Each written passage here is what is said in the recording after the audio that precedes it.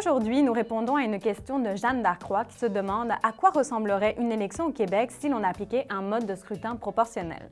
Ce n'est plus un secret pour personne, notre système électoral que l'on nomme majoritaire uninominal à un tour n'est pas très populaire et plusieurs appellent à une réforme. Actuellement, on vote pour élire le député de notre circonscription et le parti porté au pouvoir est celui qui fait élire le plus de députés.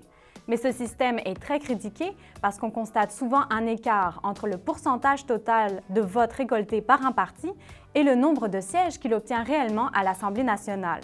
Beaucoup ont cette impression que leur vote ne compte pas réellement.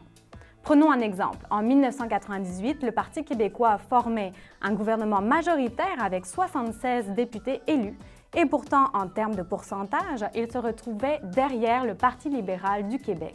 Mais adopter un système proportionnel n'est pas si facile puisqu'il existe de nombreux modèles. Au Québec, celui dont on entend le plus parler est le mode de scrutin proportionnel mixte compensatoire qui existe notamment en Allemagne.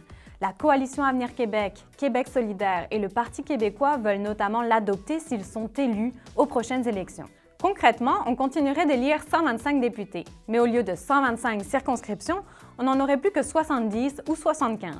Le jour du vote, les électeurs seraient devant deux bulletins. L'un pour élire le député de leur circonscription, le deuxième pour appuyer le parti de leur choix et ainsi compenser les sièges vacants au Parlement. Les avantages d'un tel système?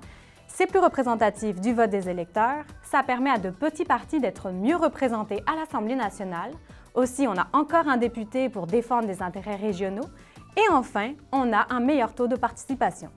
Ça, c'est quelque chose qu'on observe dans les pays européens entre ceux qui appliquent la représentation proportionnelle et ceux qui appliquent un système uninominal comme le nôtre. Ça favorise un peu la participation électorale pour une raison assez évidente. Il y a beaucoup moins de votes gaspillés. Par contre, on note quelques inconvénients. Ça peut créer des gouvernements instables et ouvrir la porte à la montée des extrêmes. C'est pour ça qu'en Allemagne, on impose un seuil de 5 % aux partis pour pouvoir obtenir un siège. Ici, que ce soit au fédéral ou au provincial, plusieurs politiciens ont déjà promis de réformer notre système électoral. Mais cette idée n'est restée que promesse. We are committed to ensuring that the 2015 election will be the last federal election using first past the post. Et pourtant, l'élection fédérale de 2019 se déroulera selon un mode de scrutin majoritaire uninominal à un tour. La réforme de Justin Trudeau a été abandonnée parce qu'il n'y avait pas de consensus au sein des partis à Ottawa, une décision qui a été vivement critiquée.